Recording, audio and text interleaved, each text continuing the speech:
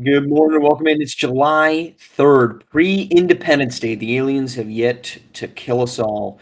I am Marsh here on this, Wednesday morning, and I'm joined by JK. Jason, good morning, Jason. How are you? I'm phenomenal. It's Can't think of a better place to be as usual, nice and Well, energized on this Wednesday morning. But before we start today's show, Marsh, I just want to give a quick shout out to Coach Drayton. Noticed my MSU oh, hoodie on yesterday's okay. show, so I decided to double down and give him a little bit more green and white on his screen. There you go, Assad. Take it away in the thread, please and thank you about how the Hoyas will rise again. Plenty to get into today, as more SWBA free agency sort of free agency news. And then, speaking of Assad Drayton, more recruiting polls have come out, so we'll recap that. But let's start with the contract extension of Donovan Mitchell, a max 3-year, $150 million deal that includes a player option for 27-28. He, of course, was under contract for one more season, so he has locked himself into Cleveland, or at least contractually has. That could always change his opinion based off of, hey, I want out, and suddenly he's gone. But JK, your take on a max extension for Donovan Mitchell in Cleveland? This feels like it was inevitable, Marsh. This deal sets him up for that supermax contract in a couple of years where he can make over $300 million on his next contract extension. So I'm not surprised he doubled down. There's a new head coach down in Cleveland in former Nets head coach and Warriors assistant Kenny Atkinson, Donovan Mitchell, and Darius Garland. I really do like those two as a duo alongside each other. This Cleveland team is competitive. They have Mitchell, they have Garland, they have Mobley, they have Allen. They have the talent to be competitive in the Eastern Conference, but it feels like they were kind of on the borderline of what they could be. Bringing back Donovan Mitchell is a phenomenal start to what they could be, but I think that this team needs a little bit more. I think that Jazz Cavs trade that sent Donovan Mitchell to Cleveland is one of the bigger win-win trades we've seen in recent memory in the SWBA. The Jazz got Lauri Markkanen, who has been absolutely cooking down in Salt Lake City, and Colin Sexton has been solid for them as well. So I don't think the Jazz can really fault themselves for making that move, but the Cavs are really looking to establish themselves as contenders, but have not done that yet.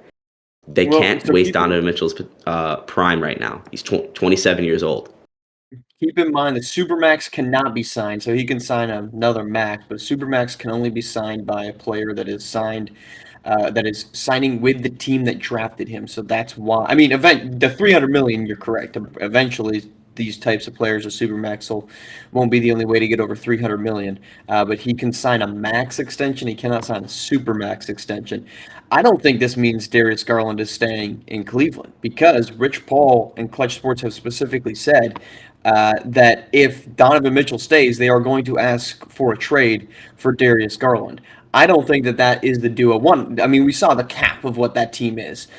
They were unable to get out of the first round of the postseason. I don't know that I love Kenny Atkinson as a head coach. I don't know that he changes that trajectory, but I think this means that Darius Garland is on the move. You mentioned Lauri Markkanen, who we'll get to here in a second. Honestly, that's not a bad swap if you're Utah. You say, okay, well, what if you sent Darius Garland our way, and we'll give you back Lauri Markkanen. But I think Darius Garland is probably a prime suspect to be traded. This is a group that probably Cleveland that would benefit from more wings. So if they could find a way, off the top of my head, if San Antonio was willing to move off of Keldon Johnson or Devin Vassell, the Vassell they've said is a core piece. In exchange, I don't know, that's a great move, but it's a move. But that's kind of neither here nor there. This is a win for Cleveland because they gave up a ton of assets to get Donovan Mitchell, and they now are able to retain him. That was always the big risk, right? The New York Knicks just kind of looming over there on the Eastern Seaboard, with them going all in on Mikal Bridges takes that option off the table. This is a huge win for a Cleveland Cavaliers team that really swung for the fences in that trade. You mentioned Lauri Markkanen, he's become an all-star. I like that this is not a complete zero for them and that they were somehow able to avoid the beckoning of New York City to maintain Donovan Mitchell, JK? I think we need to watch out for the Los Angeles Lakers as a squad to watch for Darius Garland. I think that's a fit that is a But what are you match giving made up in Austin heaven. Reeves?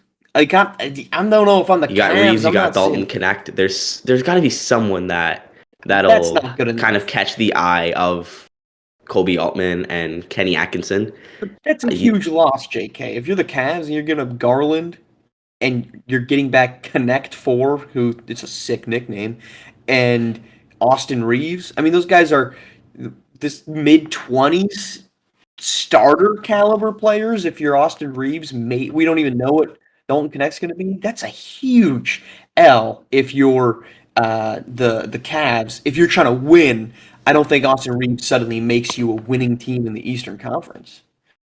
I absolutely agree, but I would love to see the fit of Darius Garland in LA. I think that's probably the best fit that we're gonna find for a guy who could now be on the move because of this Donovan Mitchell extension. Well, I mean, Darius Garland's a good point guard. I wouldn't restrict that the Lakers are the only good fit. I think from a I story just think they're the perspective, best it's the fit. best one. Is I the think they're the best. best fit. You're not. I mean, look, you're not wrong. You're not completely wrong because you're right. That's always what LeBron James is needed is a good point guard next to him. The challenge, of course, is you've got D'Angelo Russell. So we're getting very hypothetical here. It's an awkward fit for the rest of the roster though because Russell's good enough to start, so you're probably not able to play both of them in the defensive backcourt because they both stink on defense, Garland and Russell. But something to keep in line, keep an eye on. Also to keep an eye on, let's head to Utah where you kicked us off to. Lauri Markkanen. There are plenty of trade rumors abound with the potential move. The Jazz reportedly looking for a Bridges type deal, which I would be hard pressed to be able to find, considering the treasure trove of draft picks that the Knicks had at their disposal. But they want multiple unprotected first round picks and some first round pick swaps, all for Lauri Markkanen. Teams in the hunt, reportedly Golden State. You love to hear that. San Antonio, New Orleans, even Minnesota has gotten in on it. JK, your take here. You mentioned them already. They're your squad, reeling over the loss of Klay Thompson. Golden State Warriors need to be all over this. Lauri Markkanen shot 39.9% from deep last season. He's that perfect stretch big that Golden State needs to kind of complement Steph Curry's skill set. That kind of dynasty super team era we saw in Golden State is kind of over. Draymond Green is past his peak. Klay Thompson is somewhat past his peak as well. I think if you want to keep that window open down in Golden State, the guy you go for is Lauri Markkanen. He averaged 25 points a game 2 seasons ago, averaged 23 and 8 last season. He's a guy that can score. He's a guy that can stretch the floor and would fit really, really well in a Steve Kerr run system. And I don't think really anybody across the SWBA should doubt that. Do watch out for the Spurs. I think Wemby and Lauri Markkanen would be a very fun duo that can stretch the floor. They will complement each other on the defensive end of the floor. That would be a scary duo to... They're both 7-footers who can shoot the three, can play inside. I think that San Antonio and Golden State make the most sense in terms of Lauri Markkanen's skill set. But I think Golden State is a lot more inclined to make the move than San Antonio is, who's still maybe a year away from being competitive in the Western Conference. Well, Wemby's going to put them into into contention. Unfortunately for them, no matter what. They also got Chris Paul, which does not indicate they're going all in for it, but we've seen what Chris Paul does to teams. He drastically raises their floor. Now, look, he's 39 years old. It's not like he's the same version of OKC, but it was in Oklahoma City where he made that team a fringe, or not even a fringe, a bona fide 6th seed in a pretty competitive Western Conference. I think it depends on what teams are willing to dangle. The Spurs have a little bit more draft capital. They have the Hawks first round picks, which it kind of depends on what do you value more if you're San Antonio. Do you value building around a deal around those picks or building your own team around those picks?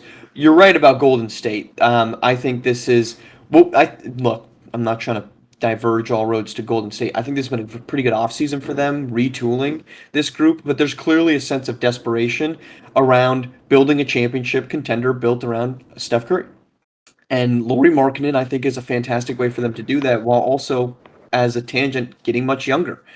27 years old, as you mentioned. You have then set up a legitimate vision of a future. I'm not sitting here telling you that it's a great future, but it's something of if they hold on to him, Jonathan Kuminga and Lauri Markkanen. That's a believable wing duo for the foreseeable future that they just have not had at any point in this dynastic era. So it comes down to desperation. And I think Golden State is in a more desperate position if the Utah Jazz are willing to play ball. The challenge has always been with Utah, and specifically Danny Ainge, the asking prices are astronomical. Right? I mean, and for good reason. He got a haul out of Donovan Mitchell. He got a freaking haul out of Rudy Gobert. Teams have traditionally met his asking price.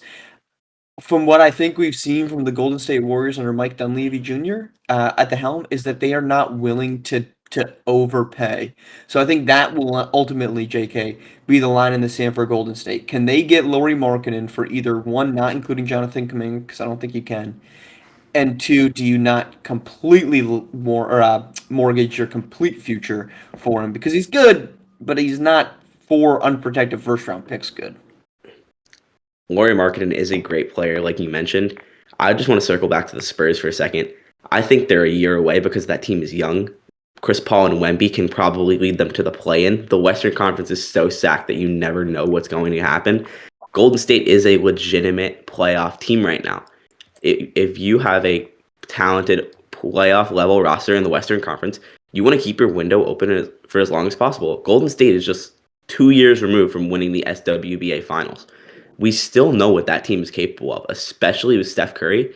You have Steph Curry and Lauri Markkanen. They're getting younger, like we mentioned.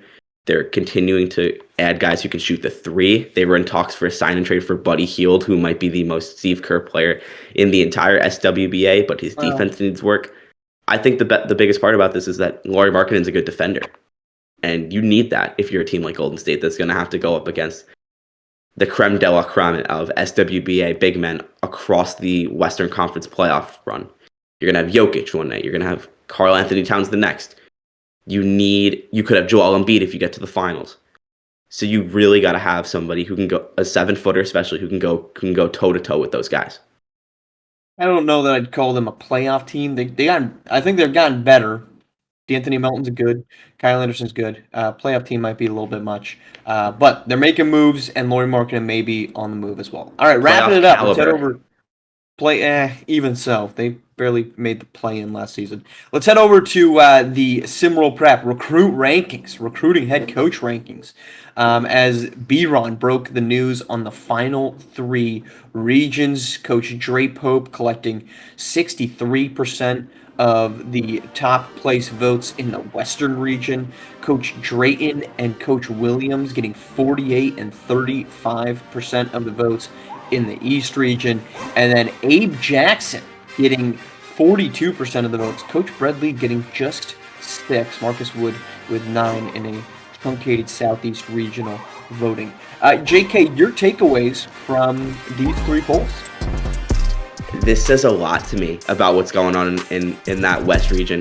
Dre Pope has righted the ship down with the Bay Area Breakers phenomenally. He handled the Trey Hyman situation better than probably many coaches in SimWorld Prep would.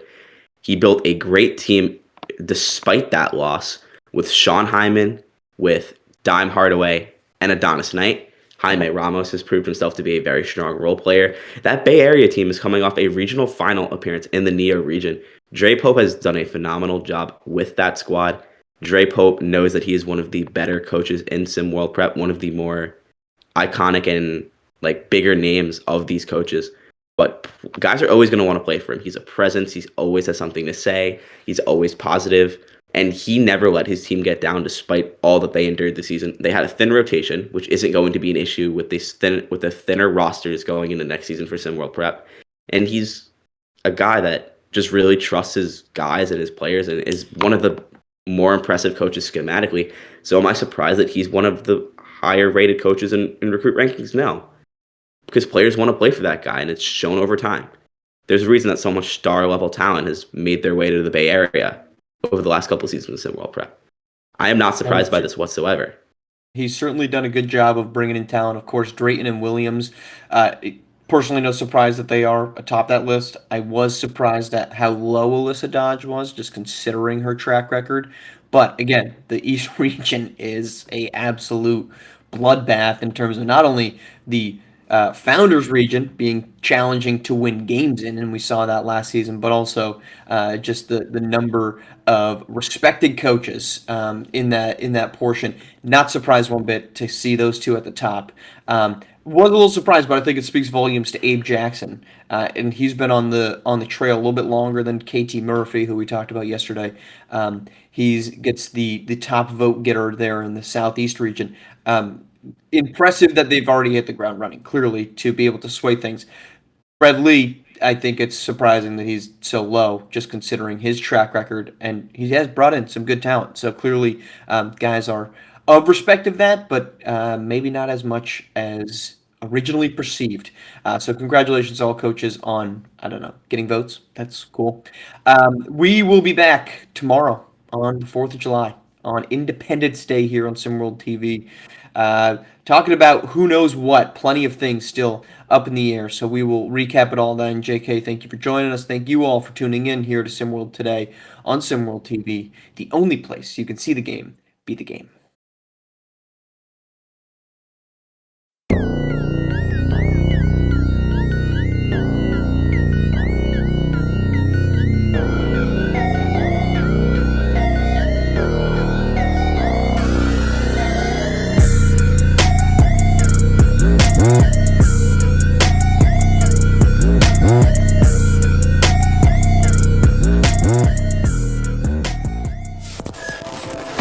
This has been a presentation